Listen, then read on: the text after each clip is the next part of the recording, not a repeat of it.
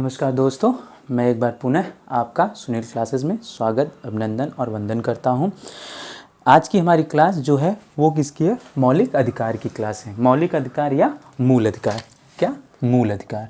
ठीक है, मूल अधिकार। तो मौलिक अधिकार या मूल अधिकार क्या होते हैं, हमको ये जानना भी जरूरी है। मूल अधिकार जो है हमारे किस अनुच्छेद में है ये भी जानते रहे हम लोग। मूल अधिकार जो है वो 12 से 35 जैसा कि लिखा हुआ है 12 से 35 तक किसका वर्णन किया गया भारतीय संविधान में?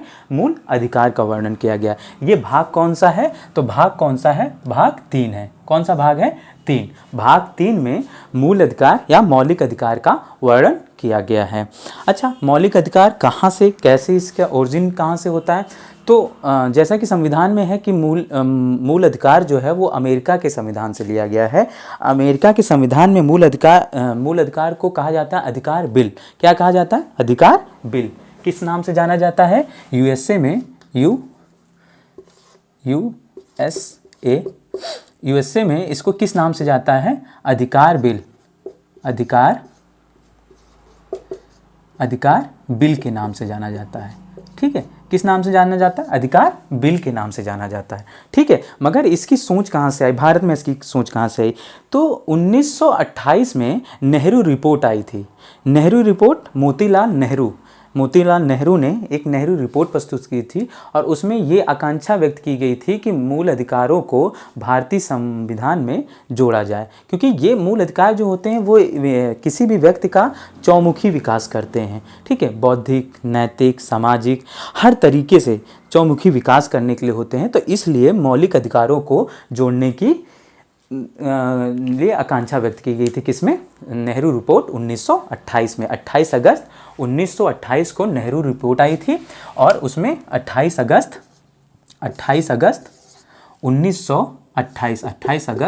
1928 में क्या आई थी? नेहरू रिपोर्ट आई थी। ठीक है, नेहरू रिपोर्ट आई थी।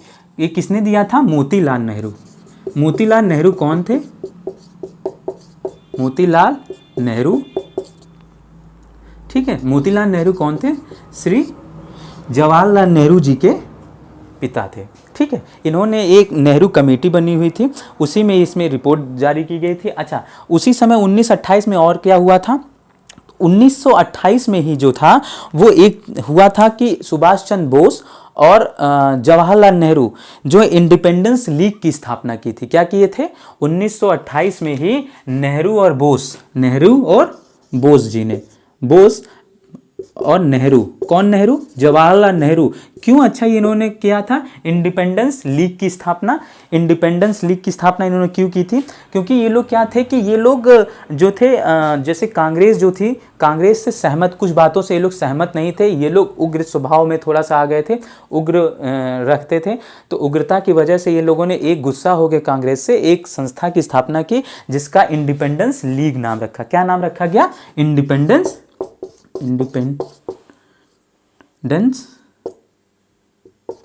लीग। ठीक है, ये आप जानते रहिए। इंडिपेंडेंस क्या नाम रखा गया? इंडिपेंडेंस लीग रखा गया। ठीक है, इंडिपेंडेंस लीग थी। अच्छा, इसी समय में जो था 1928 में एक और हुआ था, एक इंपॉर्टेंट चीज है। 1928 में ही कांग्रेस का जो था वो अधिवेशन हुआ था, वो कलकत्ता में हुआ था। कहाँ हुआ था? कलकत्ता में। कहाँ हुआ था? कलकत्ता में। ठीक है, कलकत्ता में हुआ था। किसका अधिवेशन? कांग्रेस का। उसकी अध्यक्षता किसने की थी? उसकी अध्यक्षता अब मोतीलाल नेहरू जी ने की थी। तो ये हो गया इसका थोड़ा सा ओवरव्यू कि क्या क्या चीज़ें थी। तो क्वेश्चन आ सकता है कि किसकी अनुशंसा से, किसकी आकांक्षा थी। तो नेहरू रिपोर्ट ने ये कोशिश किया था कि जो है मौलिक अधिकार को भारतीय संविधान में जोड़ा जाए। ये कहाँ से लिया गया है? यूएसए से लिया गया है। किस भाग में है? तीसरे भाग में है। कहाँ से कहाँ तक है? 12 से 35 तक है। और जो है उसी समय में कलकत्ता का अधिवेशन हुआ था 1928 में। ठीक है, उसकी अध्यक्षता किसने की थी? मोतीलाल नेहरू जी ने की थी। ठीक है, और उसके बाद बोस और नेहरू ने इंडिपेंडेंस लीग की स्थापना की थी। इसके आगे हम लोग चलते हैं। इसके आगे हम लोग ये उसके बाद आता है कि हमारे मौलिक अधिकार कितने हैं? मौलिक अधिकार हमारे कितने हैं? तो मौलिक अधिकार पहले जो थे 1979 के पहले जो थे वो कितने थे? वो 7 थे। ठीक है, 7 थे। पहले कितने थे मौलिक अधिकार? 7 थे, 7, ठीक, 7 थे। अभी कितने हैं? 6 हैं। अभी कितने हैं? नाउ दिस टाइम कितने हैं? 6 हैं, ठीक। पहले कितने थे? 6। तो एक कहाँ गया? एक था 44वां संविधान संशोधन। कौन सा हुआ था? 44वां संविधान संशोधन हुआ था 1978 में। 1978 में 44वां संविधान संशोधन हुआ। उसके अंतर्गत जो है वो संपत्ति के अधिकार को, उसको हटाकर किसके अधिकार में कर दिया गया? मौलिक अधिकार से हटा दिया गया, ठीक है। मौलिक अधिकार से, मौलिक अधिकार में से संपत्ति के अधिकार को हटा दिया गया, ठीक। और उसको क्या बना दिया गया? कानूनी अधिकार। क्या बना दिया गया?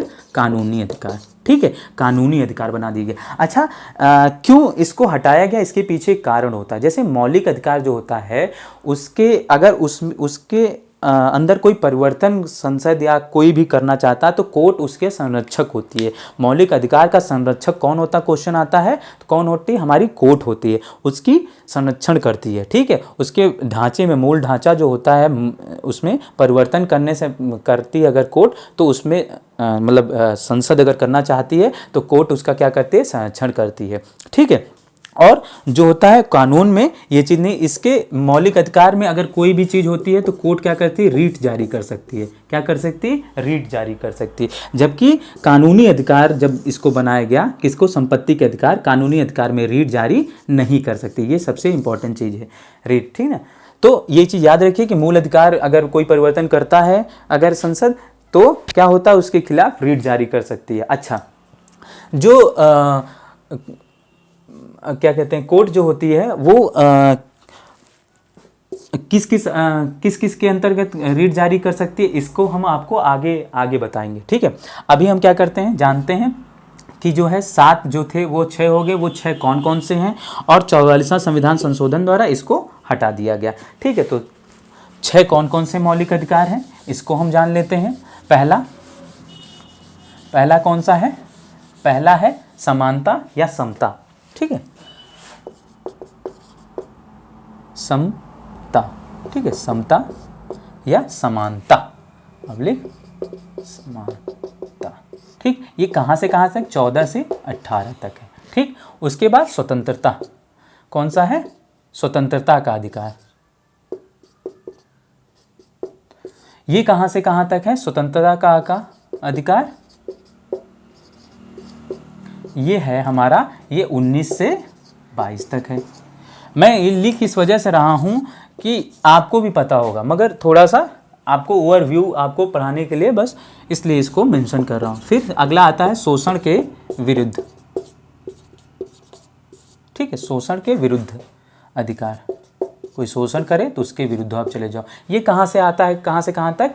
23 से 24 तक आता है, ठीक है। फिर धार्मिक स्वतंत्रता जो होती है, चौथा क्या होता है? धार्मिक स्वतंत्रता, ठीक है, धार्मिक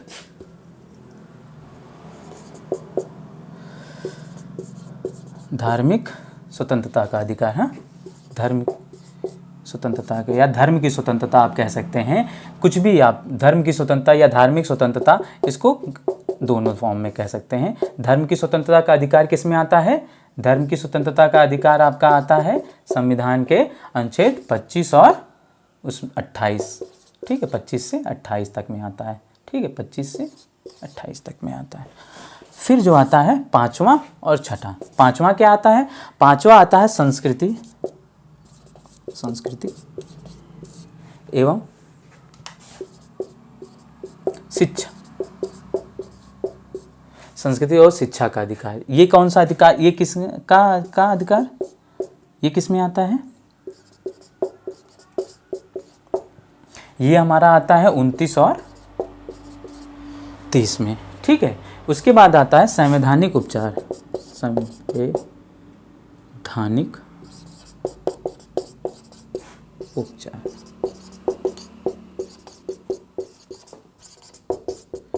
अधिकार। इस किस में आता है जी? ये आता है हमारा 32वां, ठीक। पहला जो होता है समानता और समता और समानता, ठीक है, समता या समानता का अधिकार जो है वो किस में आता है? वो आता है आपका 14 से 18 में, ठीक है। उसके बाद स्वतंत्रता का अधिकार, स्वतंत्रता का अधिकार जो आता है वो आपका आता है किसमें, स्वतंत्रता का अधिकार 19 से 22 में आता है, ठीक है। उसके बाद आता है शोषण के विरुद्ध अधिकार, शोषण के विरुद्ध जो अधिकार है वो किसमें आता है 23 से 24 में। फिर धार्मिक स्वतंत्रता या धर्म की स्वतंत्रता, आप इसको चाहे धर्म की भी स्वतंत्रता कह सकते हैं, धर्म की स्वतंत्रता का अधिकार, तो इसको ये आता है 25 से 28 में। फिर सांस्कृतिक एवं शिक्षा का अधिकार, ये किस में आता है 29 से 30 में। फिर संवैधानिक जो है संवैधानिक उपचार का अधिकार, ये किस में आता है आपके, ये आता है 32 में। तो इतने हैं, ये 6 भाग हैं। ये 6 भागों को याद कैसे किया जाएगा, 6 भाग को याद किया जाएगा कैसे, ये आप ध्यान दीजिए। समानता और स्वतंत्रता जो थी, मान लीजिए समानता ठीक है, समानता और स्वतंत्रता, ये दो लोगों को, एक व्यक्ति मान लीजिए समानता एक लोग हैं, एक लोग स्वतंत्रता हैं। ये लोग गए हैं क्या करने कि इनका समानता गई स्वतंत्रता लेने, इनका हो गया शोषण। क्या हुआ, समानता गई स्वतंत्रता लेने, इनका हो गया शोषण। धर्म संस्कृति शिक्षा ने कर दिया है, मिलकर कर दिया इनका क्या, उपचार। मतलब समानता गई स्वतंत्रता लेने, हो गया इनका शोषण। धर्म संस्कृति शिक्षा ने मिलकर क्या कर दिया, इनका उपचार। ठीक है ना। देखिए किसी चीज को रिलेट करना बहुत ज़्यादा जरूरी है। को रिलेट जब आप करने चलते हैं तो क्या होता है कि आप चीज़ों को जल्दी याद कर लेते हैं और तेजी से आपके दिमाग में वो चीज़ें रहती हैं। तो हमने उसी से बनाया कि समानता गई स्वतंत्रता लेने, हो गया उनका शोषण। धर्म संस्कृति शिक्षा ने मिलकर क्या किया, उपचार। तो समानता किसमें है 14 से 18 में, स्वतंत्रता किसमें 19 से 22 में, शोषण किसमें है 23 और 24 में। तो लाइन से देखिए, समानता गई स्वतंत्रता लेने, हो गया उनका शोषण। समानता किसमें 14 से 18, स्वतंत्रता किसमें 19 से 22, फिर शोषण किसमें 23 से 24। तो समानता गई स्वतंत्रता लेने, हो गया उनका शोषण। धर्म संस्कृति और शिक्षा ने, या धर्म संस्कृति एवं शिक्षा ने मिलकर किया क्या, उपचार। उनका क्या किया, उपचार। तो धर्म की स्वतंत्रता 25 से 28 में आती है। संस्कृति एवं शिक्षा का अधिकार जो होता है वो संस्कृति और शिक्षा का अधिकार जो है 29 से 30 में आता है। और संवैधानिक उपचार का अधिकार किस में आता है, 32 में आता है। तो यही इतने जो हैं ये हैं मौलिक अधिकार के अंतर्गत आती है, ये 6 हैं। तो अच्छा, बीच के जो छूटे हुए जैसे 12 13 छूट गया है, फिर 31 तो आप जान ही रहे हैं लोप हो गया इसका, कब, नया जो 44वां संविधान संशोधन है। और ठीक है, तो ऐसे और जो छूटे हुए हैं उनको भी मैं मेंशन करूंगा, ठीक है ना। 32 हो गया, फिर आपका 33 हो गया, 34 हो गया, 35 हो गया, ये क्या है ये भी मैं आपको बताऊंगा, ठीक है ना। तो अभी आगे चलते हैं हम लोग। पहला हमारा क्या है, स्वतंत्रता या समानता का अधिकार। हाँ, समता या समानता। समता या समानता से आशय क्या है, समता या समानता जिसमें समान अधिकार। अब इसमें सबसे पहले क्या आता है, इसमें आता है विधि के समझ समानता। तो किस में आती है 14। अब इसके अंतर्गत 14, 15, 16, 17, 18, ठीक है, ये आते हैं, ठीक है, इतने आते हैं। अब 14 में क्या है, विधि। विधि क्या है, विधि की क्या है, स्वतंत्रता है कि विधि कैसी होनी चाहिए। विधि सबके लिए क्या है, विधि की स्वतंत्रता, मतलब विधि के समानता, मतलब विधि सबके लिए क्या होनी चाहिए, विधि सबके लिए समान होनी चाहिए। 14 में क्या है, विधि, ठीक। 15 में क्या है, धर्म जाति नस्ल, ये वाला हमने आपको बताया था। 15 जो थे वो बहुत इंपॉर्टेंट थे, हमने नागरिकता में आप लोगों को पढ़ाया था। तो 15 क्या है, 15 आपकी धर्म जाति नस्ल के आधार पर किसी के साथ भेदभाव नहीं किया जाएगा, है ना। जन्म धर्म जाति, है ना, इन सब पे किसी से भेदभाव नहीं होगा, भेदभाव नहीं, ठीक है, भेदभाव नहीं किया जाएगा। तो किसी से भी 15 में क्या है, उसके जन्म के, उसके कर्म के, उसके हिसाब से उसके साथ क्या किया जाएगा, भेदभाव नहीं किया जाएगा। 17 क्या है, लोक नियोजन है। 16 क्या है, लोक नियोजन है। 17 क्या है, अस्पृश्यता है। और 18 क्या है, उपाधियों का अंत है। तो ये छोटी छोटी जो हैं इनको याद करना बहुत ज़्यादा जरूरी है। और ये पॉइंट ऑफ व्यू से, एग्जाम पॉइंट ऑफ व्यू से बहुत इंपॉर्टेंट है, क्योंकि क्वेश्चन पूछता कैसे, कभी कभी दे देता है 14, 18, 19, 21 और 21 ये दे देता है। अब उसके बाद इधर लिख देता है और कहता है आप जोड़े मिलाइए। तो 14 में आपको पता रहेगा कि क्या है, 14 में आपकी विधि के समझ समानता का है ना। तो विधि के समझ समानता जो है, जो विधि किसको, सबको क्या मानती है, समान मानती है। उसके बाद 15 में क्या है कि किस धर्म जाति भेद किसी के साथ क्या क्या नहीं किया जाएगा, भेदभाव नहीं किया जाएगा। फिर 16 क्या कहता है, 16 हमारा कहता है नियोजन, मतलब नियोजन का अधिकार, मतलब नौकरियों में जो है वो लोक नियोजन। लोक नियोजन ये होता है कि नौकरियों में लोक नियोजन, इसमें क्या होता है, इसमें यह होता है कि सबको समान अधिकार दिया जाएगा। सबको क्या किया जाएगा, समान अधिकार दिया जाएगा। ठीक है, लोक नियोजन किसमें, सरकारी नौकरियों में। ठीक है,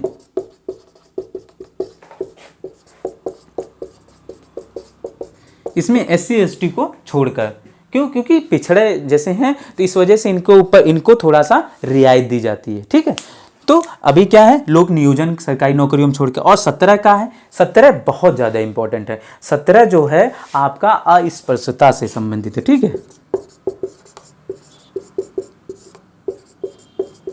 अस्पृश्यता मतलब छुआछूत। ठीक, छुआछूत से संबंधित है कि छुआछूत से संबंधित जो अधिकार है वो किस में है, वो आपके 17 में है। ठीक है, और ये 17 बहुत ज़्यादा पूछा जाता है। अस्पृश्यता का जो है वो 17 बहुत ज़्यादा पूछा जाता है। उसके बाद क्या आते हैं, 18 आता है। उसमें क्या है, उपाधि, क्या है, उपाधियों का अंत। ठीक है, उपाधियों का क्या हो जाता है, अंत हो जाता है। उपाधियों के अंत कैसे हो जाता है, उपाधियों का अंत कैसे हो जाता है कि कोई भी उपाधि जो होगी वो किसी के जैसे, मान लीजिए कि कोई भी जैसे नाम, अपने नाम कोई कुछ अगर कुछ समय के लिए बन जाता है, जैसे हमें भारत रत्न मिलता है, या हमको अगर पद्म भूषण, पद्म विभूषण मिलता है, पद्मश्री मिलता है, तो उन उपाधियों को हम लेकर अब उनका यूज़ नहीं कर सकते हैं। ठीक है, उनका हम कि पद्मश्री है ना, पद्मश्री, या किसी को पद्मश्री मिल गया तो पद्मश्री अवनीश या पद्म विभूषण अवनीश, इस तरह उपाधियों को वो जो है यूज़ नहीं कर सकते हम कहीं। तो उपाधियों का क्या हो जाता, अंत हो जाता, विधि की समझ समानता है, तो समानता का अधिकार है। तो अब आपको पहले सबसे पहले जानना, 14 में क्या, विधिक समझ समानता। 15 में क्या, जन्म धर्म जाति के भेदभाव नहीं किया जाता, मतलब जन्म के आधार पर, धर्म के आधार पर, जाति के आधार पर, और इन धर्म भेदभाव हम लोग क्या कर सकते हैं, नहीं कर सकते हैं किसी के साथ, कि किसी के साथ हम लोग क्या नहीं कर सकते। भेदभाव का जो अंत है वो किस में दिया गया है, वो 15वें संविधान संशोधन में दिया गया है कि हम भेदभाव किसी के साथ नहीं कर सकते, भेदभाव हम लोग नहीं कर सकते। 16 में लोक नियोजन और सरकारी नौकरियों में। ठीक, लोक नियोजन मतलब सरकारी, मतलब कि सरकारी नौकरियों में लोक नियोजन का मतलब समान अवसर, अवसर की समानता। यहाँ अवसर की क्या लिखेंगे, अवसर की समानता। ठीक है, अवसर समानता। ठीक है, अवसर की समानता। ठीक है, उसके बाद क्या है, 17 अस्पृश्यता। अस्पृश्यता जो है भेदभाव से रिलेटेड ये भी आता है कि छुआछूत जिसे हम बोलते हैं वो है। 18 उपाधियों का अंत है। अब इसमें देखिए इसको याद कैसे करा जाएगा, थोड़ा सी बड़ा है तो इसको याद ऐसे हम लोग करेंगे कि जो है पहला विधि बनती है। किसी कार्य को अगर हम कार्य शुरू करते हैं, कोई कार्य हम, तो उसके लिए क्या बनाते हैं, पूरा विधि विधान बनाते हैं कि नहीं, कहते हैं विधि बना के, विधान बना के, है ना। तो विधि तो हमारी न्यायिक विधि होगी, मगर यहाँ पे विधि क्या है, किसी कार्य को शुरू करने से पहले हम लोग क्या करते हैं, विधि बनाते हैं। फिर उसके बाद हम लोग जब विधि बना लेते हैं तो उसमें जो एंट्री लेते हैं लोग, वो उनके ऊपर ये नहीं बाउंडेशन रखते हैं कि कौन से जात के, कौन से धर्म के, कौन सी नस्ल के, ये भेदभाव हम लोग नहीं रखते हैं। तो पहले विधि बनाएंगे, फिर धर्म जात के लोगों को वो करें, ऐड करेंगे, जोड़ेंगे। उसके बाद क्या करेंगे, उसके बाद लोक नियोजन, मतलब सबके लिए अवसर की समानता की। अगर विधि बनी हुई है तो विधि कहती है कि सबको समान अवसर हम देंगे। उसके बाद क्या करेंगे, जब समान अवसर सबको मिल जाएगा तो वहाँ से अस्पृश्यता का अंत हो जाएगा। अस्पृश्यता का क्या हो जाएगा, अंत हो जाएगा। उसके बाद जब अस्पृश्यता ही खत्म हो जाएगी तो उपाधियों की जरूरत रही नहीं जाएगी। किसी को अगर अस्पृश्यता, किसी के अंदर छुआछूत, बड़ा छोटा का भाव नहीं है तो उसको कोई ज़रूरत नहीं है कि वो क्या है, उपाधियाँ उसको मायने नहीं रखती हैं। ठीक है, तो हमारा ये 18 तक ये संविधान हो गया। उसके बाद 19, 20 ये जो है हम लोग नेक्स्ट क्लास में जो है डिस्कस करेंगे। तो अभी जो हमने, उसके बाद हमने एक चीज़ और हमको बताना चाहेंगे, 12 और 13 क्या है। 12 जो है वो 12 पुनः विलोकन की शक्ति प्रदान करता है, ये छोड़ दिया जाता है, मगर आपको बता देता हूँ अनुच्छेद 12 क्या करता है। 12 जो है वो उच्च न्यायालय को अनुच्छेद 32 के तहत, जो अनुच्छेद 32 और सुप्रीम कोर्ट को, सर्वोच्च न्यायालय को अनुच्छेद 32 के तहत और उच्च न्यायालय को, हाई कोर्ट को अनुच्छेद 226 के तहत जो है संविधान में पुनः विलोकन की ताकत देता है कि अगर किसी ने जो है संसद के ने अगर कभी भी मूल अधिकार में कोई परिवर्तन किया, जैसे हमने कहा ना रीट का अधिकार है, तो वो अगर उसमें परिवर्तन करने की कोशिश करते हैं तो उसको रोकने का अधिकार जो है वो जो है सुप्रीम कोर्ट और हाई कोर्ट के पास है। वो किसके अंतर्गत है, वो अनुच्छेद 12 के अंतर्गत है। ठीक है, अनुच्छेद 12 के अंतर्गत, क्योंकि 14 से 18 आप पढ़ लेते हैं, मगर 12 कि आप जानते रहिए अनुच्छेद 32 और अनुच्छेद 226, जो अनुच्छेद 226 हाई कोर्ट को मिला है, अनुच्छेद 32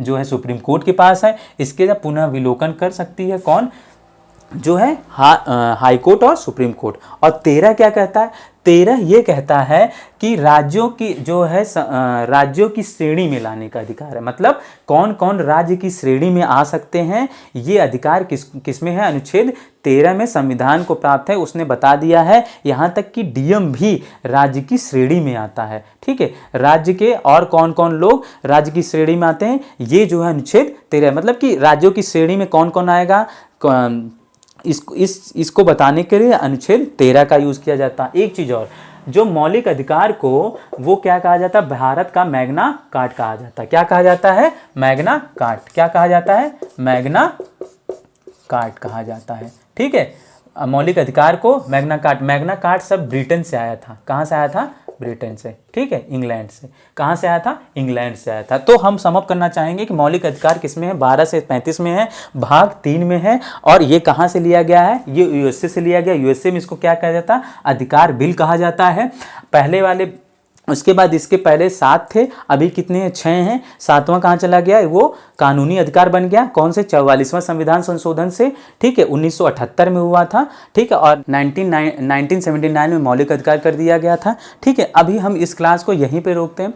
कल जो है इसका आगे के पार्ट, इसके मौलिक अधिकार के जो आगे के पार्ट हैं उन पे हम डिस्कशन करेंगे, कौन कौन से हैं। अभी जो हमने 19 से 22 स्वतंत्रता वाला, उसके बाद उपचार, सारे के सारे रीड्स जितनी हैं परमादेश से क्या क्या रीड्स हैं, उसके बारे में हम कल की क्लास में डिस्कशन करेंगे। Thank you.